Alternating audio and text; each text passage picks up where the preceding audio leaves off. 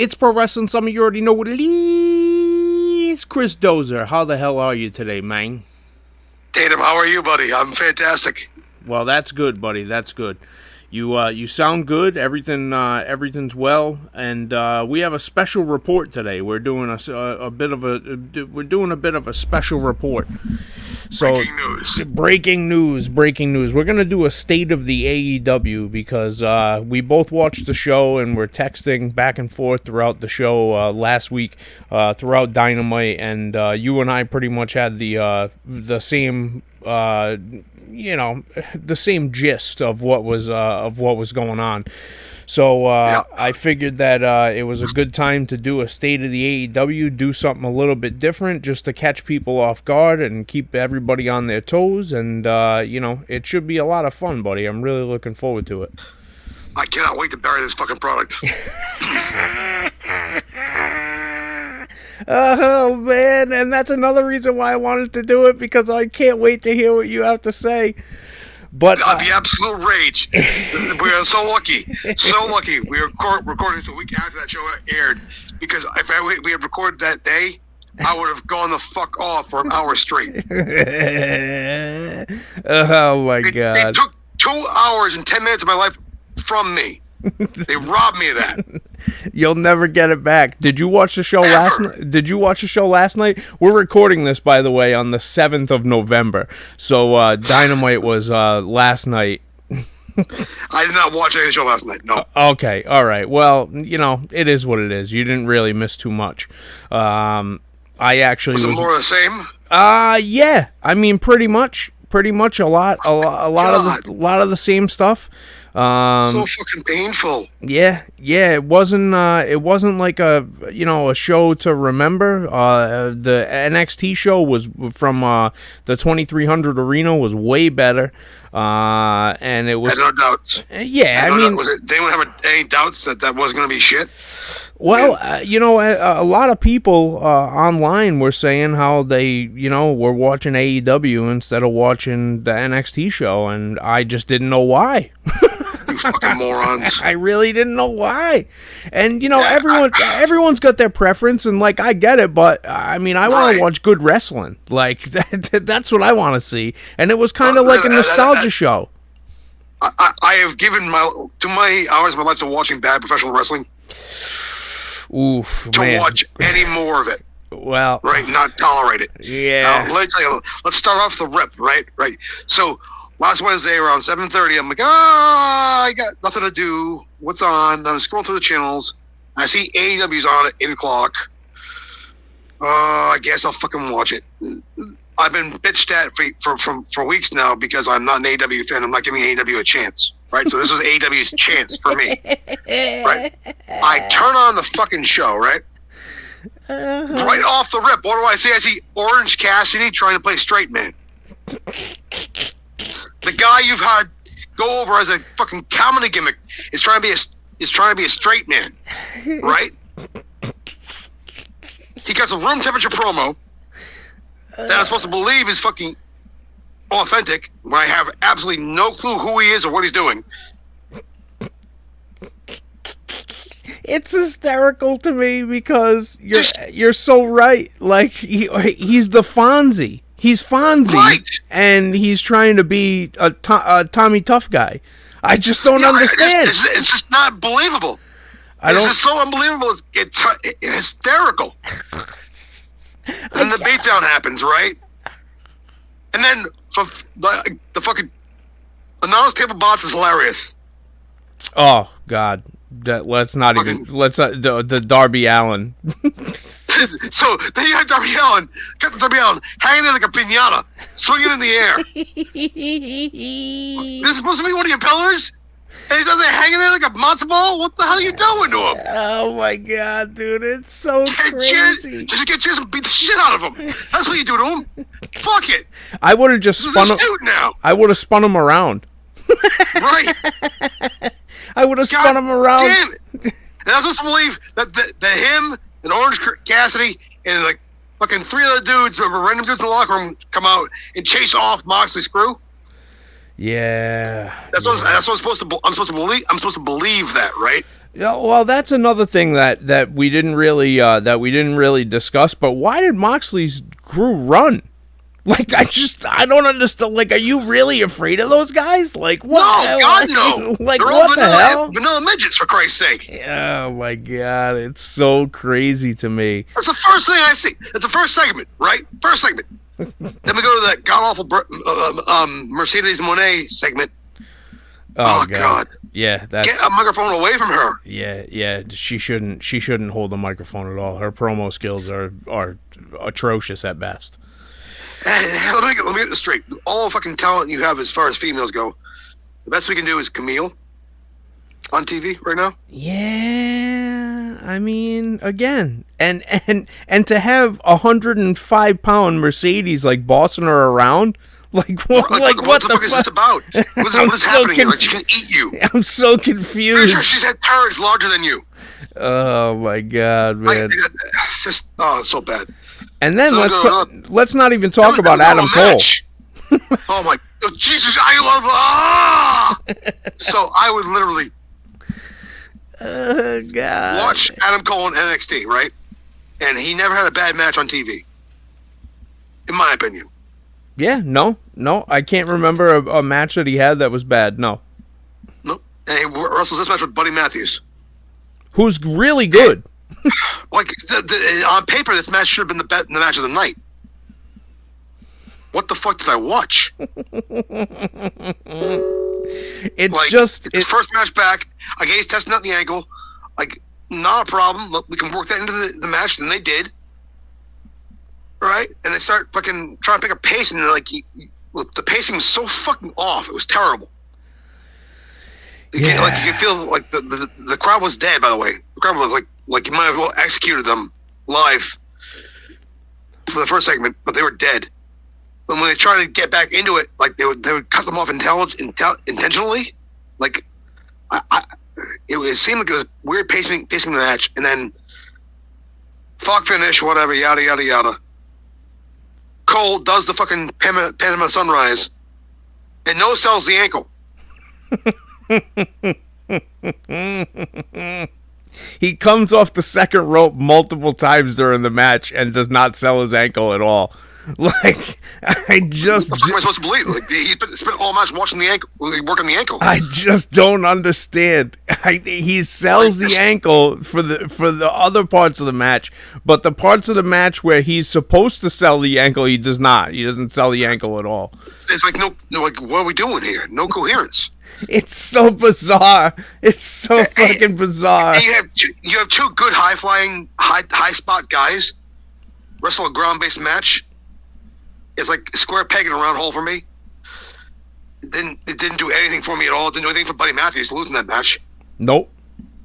Like, sure didn't. There's no old rub there. Then they shake hands at the match because, you worked my injured ankle like an asshole. I'm going to shake your hand because AEW.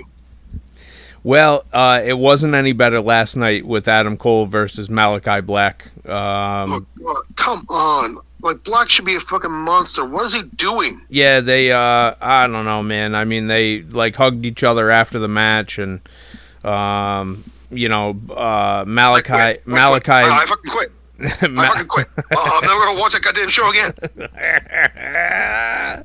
Malachi, literally sat down and let, Cole hit him with the boom, and that was that. and then they hugged after the match. Like that? How do you do Tommy fucking end like that? Oh man! Come on. Yeah, it's just the thing is, man, is I get it. It's supposed to be a true alternative, but what the problem is that when the alternative that you're putting out on television is. It's so bizarre. Like, everything about the show is like weird. The crowd is not super hot. They pop at certain points during matches, and like they shouldn't pop at. Yeah, it's just like it's just structured very odd, and yeah, I don't know if TK like understands that portion of it where, okay, they're like not supposed to be cheering in this spot. Like they're supposed to build matches to to a big pop. And that's the whole point of the match, is you want them to pop at the finish. You don't want them to be continuously popping throughout the match, because then they're going to get burnt out and they're not going to pop at the finish. So it just doesn't make a lot. How have we seen that happen? Yeah, oh my God. I mean, I've seen that happen so many times. I mean, it's very strange to me. The whole thing is very strange, and I don't really understand it, and maybe I'm just too old, and that's what I thought. I was like, maybe I'm just too old, and like I'm very set in my ways about what I think a good professional wrestling match is. But then like I watch other stuff from like indie shows from like GCW and shit, and I'm like totally into it. So I'm like, maybe I'm not too old. No, it's like I really like thought, saying to myself, is it me? Is it me that I'm not like? Am I just being a hater? Is that it? Did this pass me by? Like, did I miss an inside joke here?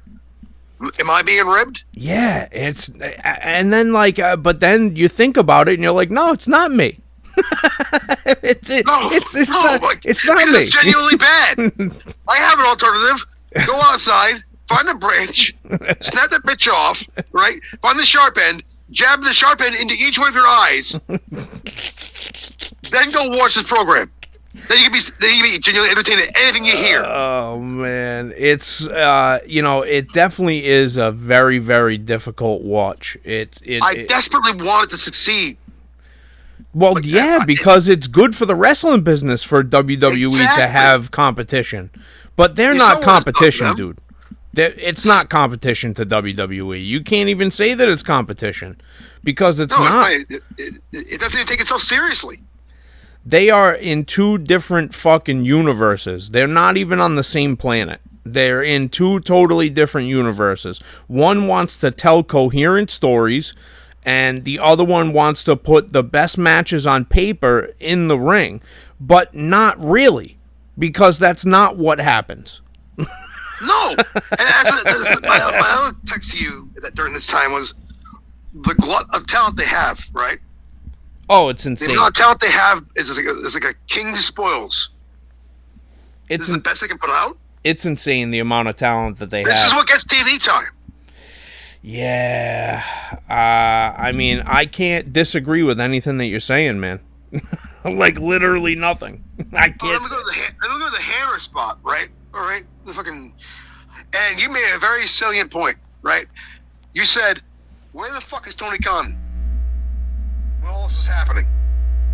When he has guys getting fucking taken out with hammers and shit and chains, getting choked out in the ring. Where is Tony? This is his company, right? Where's Tony Khan? Well, yeah, Brendan Cutler get his arm or his hand bashed in by a fucking hammer on that show. Still no Tony Khan." These guys are running roughshod over your show. You don't like have security go out there, like you don't. At what point, like, are we supposed to believe they're a viable threat if you're allowing it to take place? I mean, maybe that's the storyline: is that Tony Khan is actually behind the Moxley group. He's gonna pull an Eric Bischoff. And God, dear God, no! And he's gonna be the one. It's me. It's me all along. Could you let's check on Chad Khan? Yeah. Oh man. Because he is spending with his father's money. My God. I mean, he needs to fucking ground him, send him to his room. I mean, listen. I really enjoyed the main event. I really enjoyed the main event of the show a week ago. I liked Swerve and Shelton. I think they put on a very coherent story. It was a really, really good match. They had a lot of different elements in it. They were snug with each other. It was good, and made Shelton look like a beast. Right, exactly right. And and it seems like that's the thing. Like, okay. But I've seen everything that you have. Like, this show is supposed to be stacked, right? So we get to the main event of this week's show last night, which was the 6th of November. And the main event is Ricochet and a mystery partner against Kyle Fletcher and Konosuke Takeshita, and I love Takeshita. I absolutely love the guy. I think he's brilliant. Yep. When the fucking mystery partner is Powerhouse Hobbs, I go, what the fuck? Okay, right. Powerhouse Hobbs comes back, but, like, nobody gave a fuck about Powerhouse Hobbs before he got injured. So, right. like, I don't understand, like, why now Dijak was all over online saying, hey, Ricochet, let me be your mystery partner. I live 9 miles away from the venue. Like, that would have been a good mystery partner. Like, oh, shit, like, this guy is coming into the promotion. And then right. we get Powerhouse Hobbs. The guy isn't even from around the New England area. I mean, they were in New Hampshire last night. He's not even, he's from California somewhere. Like, I think he's from, like, Sacramento or something. Has he resonated with the fans at all? No. What the fuck is he doing there? See, this is what I'm saying. Like, it's just so incoherent. So, like, for me, I would have put Adam Cole and Malachi Black in the main event. Because that seems more like a main event match to me. It's not out of place now.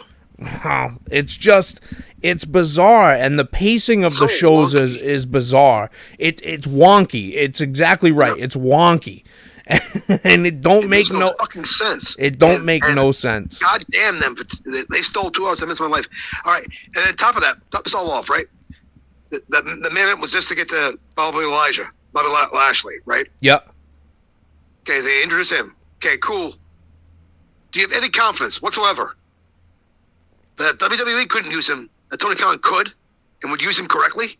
I think that they'll probably get more exposure for like a month or two until Tony is like until Bobby Lashley and the Hurt Syndicate isn't the shiny new toy anymore. I mean, it's the same thing that happened with Ricochet. Like, Ricochet got on television, they put him in a big spot, they did the match against Ospreay, and then the next week he was wrestling on Rampage. and I'm like, what the fuck is going on, dude? Like, what?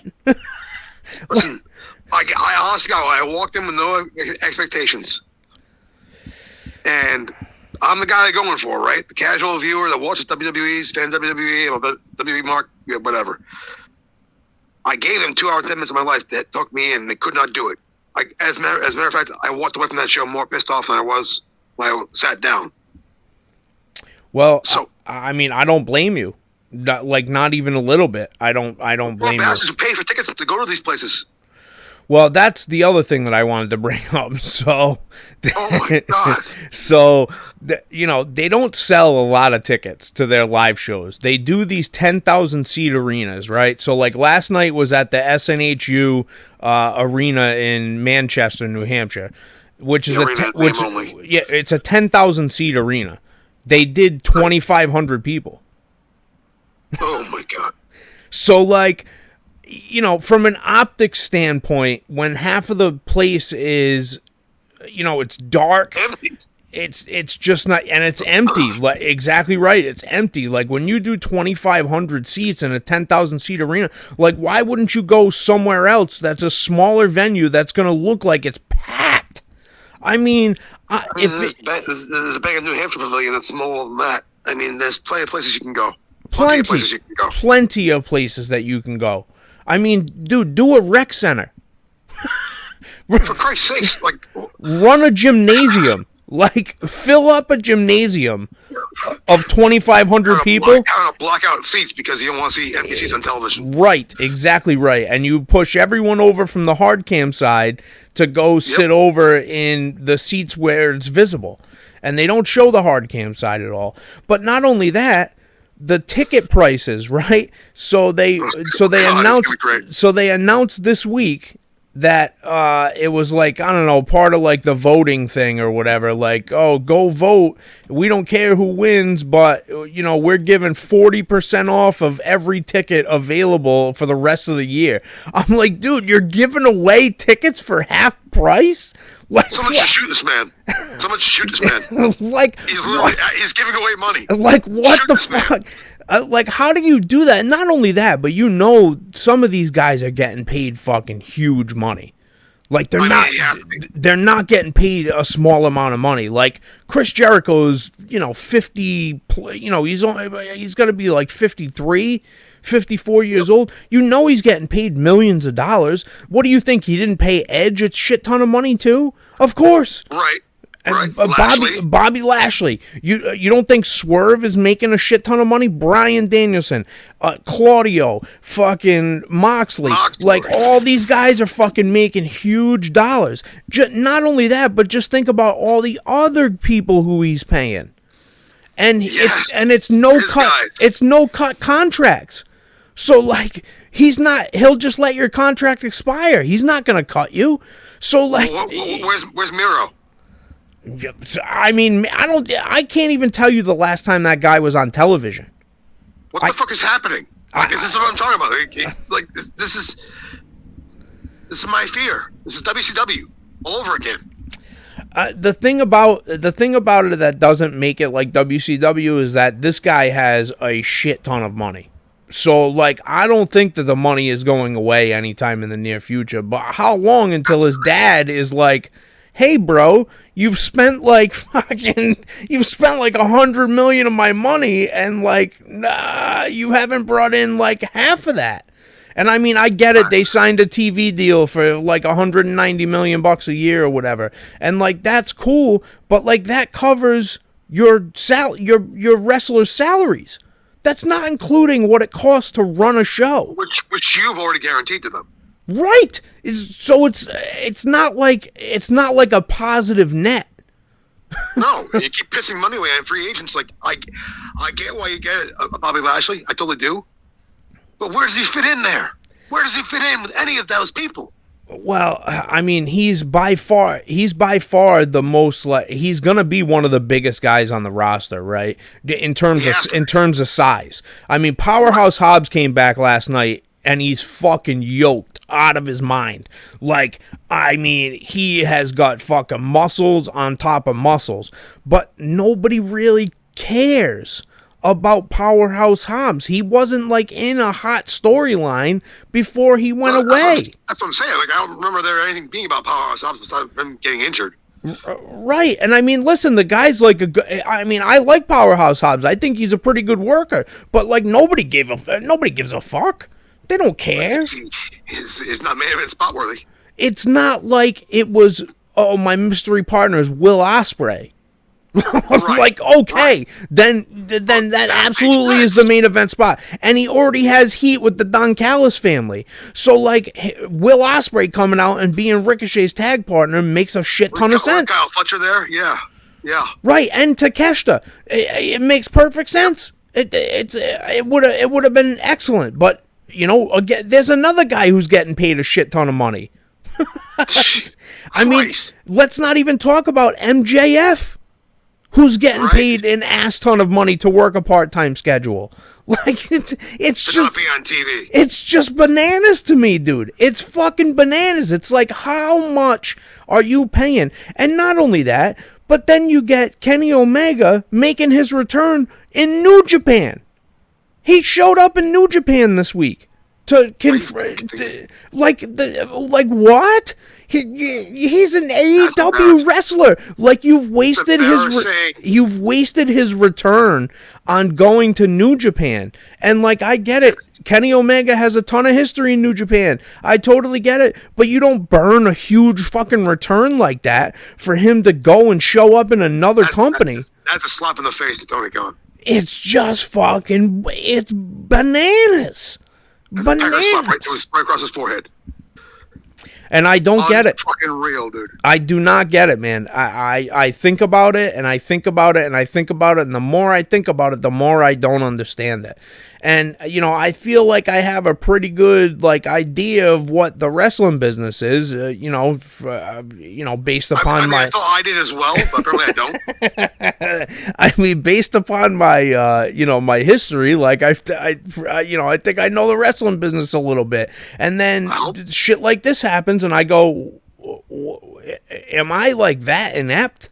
Do I not understand, like, what's going on? I don't understand any wrestling company that doesn't have storylines.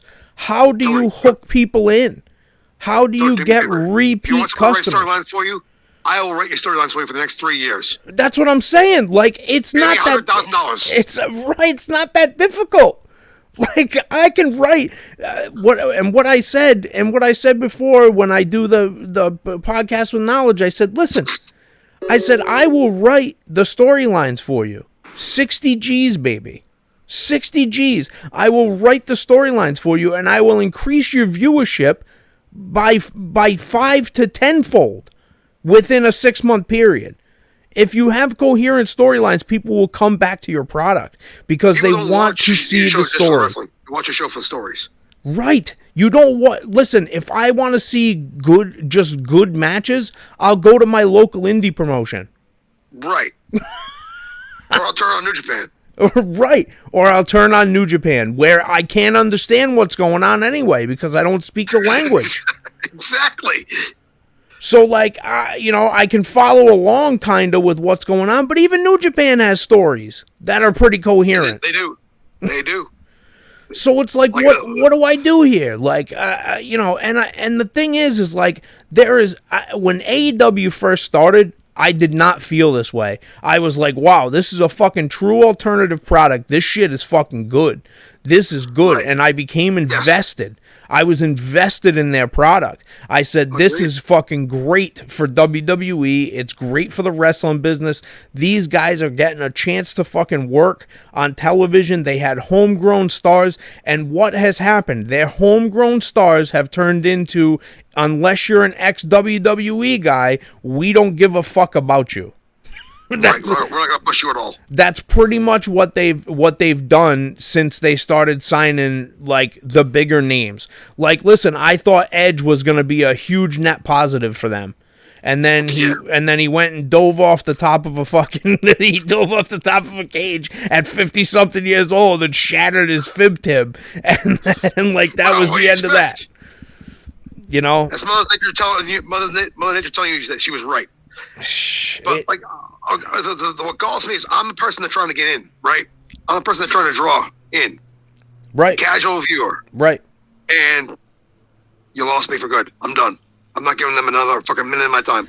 You know, and that's a goddamn shame. It really is. It's a goddamn shame. I mean, I'm gonna continue to watch because I mean, you know, I don't have a lot else to do, and I'm very curious to see what they do. And for me personally, it's more of I get 2 hours to just shake my head and go, I don't understand this. Like, what the fuck am I? What am I watching? For me, out of the curiosity or shock factor, I might pop in and watch just to see what the fuck I'm watching. Right. Yeah. It's like an oddity. It's like an oddity. You want to watch it as like an oddity. Yeah, I'm gonna stare at it for a little bit and laugh. Now, I do have a question for you. If you were to change one thing to make their product better, what would it be? Because I don't want to be the guys that are just sitting on the couch, shitting all over their product and then not given a solution on how to fix it. So I figured that we could each go, maybe one for one about what we would do to change the product that could be a net positive for them. What is the one thing that you would do to change their product? I would cut the guarantee off the contracts. You know, I can't make them work for their money.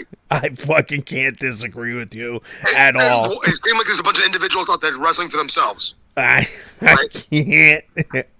Well, let's add some blood in the water with some sharks and see what happens. Yeah, make it more of a competition. Yeah. Draw me money. Me money, you get money. Right. Draw me money, the more money you make. It's essentially the WWE. What that business was founded on. You draw the most money, you make the most money. That's fucking how it goes. Makes sense to me.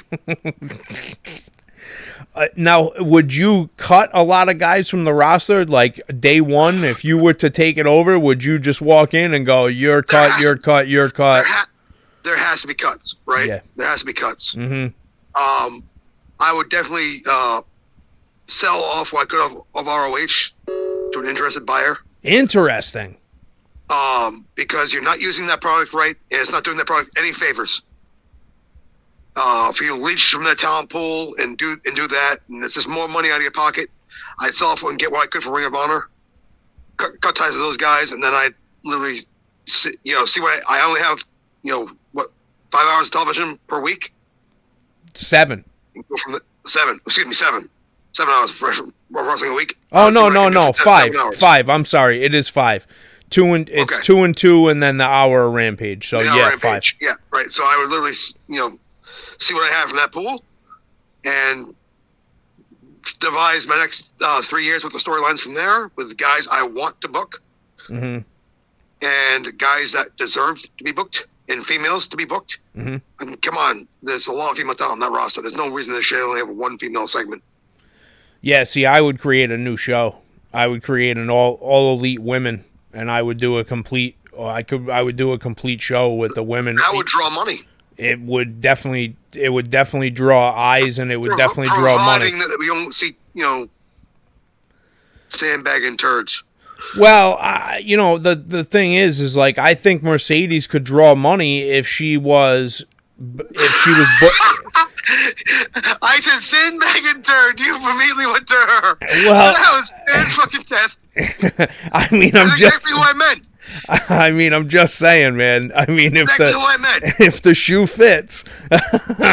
I mean, I think that there's a lot of, if you turned her into what Sasha Banks used to be, and made her wrestle, and took the microphone out of her hand and like had her be a big giant face, I think that there's a lot of money to be made with her. Right. I just don't think, at first I was like, okay, she's going to be a heel. This is different. And then it's the same thing that she was doing as Mercedes Moné, except she's a heel. And but she's bossing Camille around, and that don't make no sense. Like with less effort. It's just not. Less effort. It's just. Oh, you can tell that she's totally checked out. She's there to collect a paycheck. God. She's there to totally to collect a paycheck.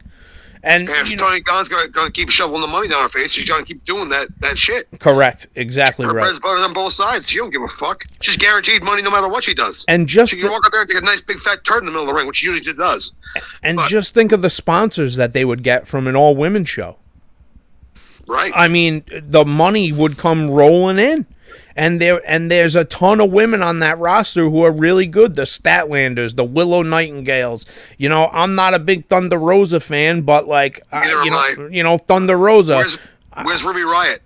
Well, she just had a kid, so good for her. Yeah, Sorry, with Angelo Parker. No shit. Yeah, Cool Hand Ange. Fucking what the hell's going on? Anyways, it's very strange. It's all very strange. But there's plenty of talented women out there to feature a fucking 2-hour women's show. 100%, 100%. Even if they made Rampage all elite women and they did an hour on TV every week of live programming, it would be really good. I go out my way to watch that. I would. 100%.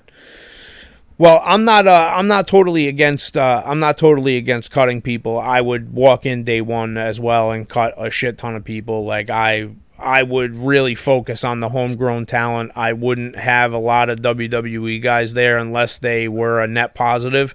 Like I would keep XMXM. Like I would keep Maximum Male Models because they bring some levity to the show. Like that's a good act that you can put on a show, and they're gonna, like Orange Cassidy did. Correct. Yeah, I would not make Orange Cassidy a fucking killer. Orange Cassidy is not a killer. He's the Fonzie. You gotta have people like that. You gotta have the plot. Exactly. It's just bizarre to me. And some people like, oh, you hate these new guys. I'm like, I don't fucking hate these new guys. I think that I love Orange Cassidy. Yeah, like his gimmick is so original. And it was so refreshing because it was never seen before. Right, it's original. Right. Same thing with Darby Allin. I've never seen somebody like Darby Allin before. Nobody. Well, so stop trying to make him the next Sting. He's not going to be Sting. I just don't understand that, dude. Why the fuck are you rappelling from the ceiling, dude? It's so fucking weird. Like at the top of the show, why are you up in the catwalks? Think about this. You're one of the pillars. You're at the top of the show. You're in the catwalk. What the fuck is happening? He's like Mighty Mouse. Like he's coming down from the from the heavens. First off, I met him this weekend, right? Who? I saw him. I had a conversation with him. I'm taller than he is. Who? Darby? Yes. Oh, no shit. Uh huh. Yeah, I didn't imagine that he was very tall. He has. So even he comes down from the strings of a rope with a baseball bat, right? Yeah. Who the fuck's running away from him? I mean, he's like 150 pounds. Like, you know. Legit, dude. I can pick him up and throw him now. Ah, man. I can pick him up and throw him now. I could lawn dart that motherfucker across the parking lot. It just doesn't make a lot of sense to me, dude. It just doesn't. Like, I wish that it made sense. I wish that I could make sense of it because I want to like it. But I just don't. I desperately want it to succeed because it can't just be WWE, right? No. We all lived through that era where it was just WWE and nothing else, and it was fucking garbage. Yeah, it was pretty fucking trash. It was pretty trash. But I gotta say, TNA is probably the number 2 wrestling company in the world right now. Yes, congratulations, TNA, for being number 2. You are actually a well thought out, well written broadcast. Which is crazy to say. Which is crazy. To see where they came from to now, yes. Well, not only that, but think about how little they're paying.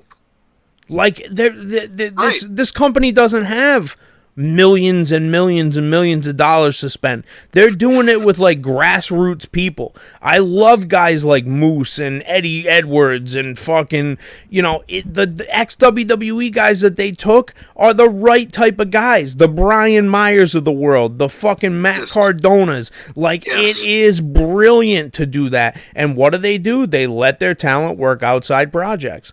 Oh, you want to have an outside project? No problem. You can go work GCW. Oh, we have a relationship with NXT. You can go and work fucking NXT. Like, it is. By the way, you're winning the X Division belt next show. You're gonna bring that onto that show too. Right. I mean, it's brilliant shit. I mean, look at Jordan Grace. I mean, Jordan Grace was bringing the fucking the Knockouts Championship to NXT every week, promoting the product. Like, it's just crazy to me. But Tony Khan doesn't see that as a net positive. He wants guys to work like little, you know, small indies that aren't giant, and you know, that won't get filmed. Well, or will get filmed, but like won't get put online. Right. Like, it doesn't Here's make John Moxley at San Antonio High School. Right, like who? Like seriously, it's great for the people that are in the crowd, but I mean, what the fuck? What are we doing here? Like, and now you're also risking your talent, who you're paying millions of dollars to work an indie show with maybe a guy who's not as experienced. Maybe the guy ends up getting hurt. Exactly right. And then what do you have? You have a big thing of fuckery. You're fucked, and you just shot yourself in the foot. It don't make a fucking lick of sense. It don't make a lick of sense.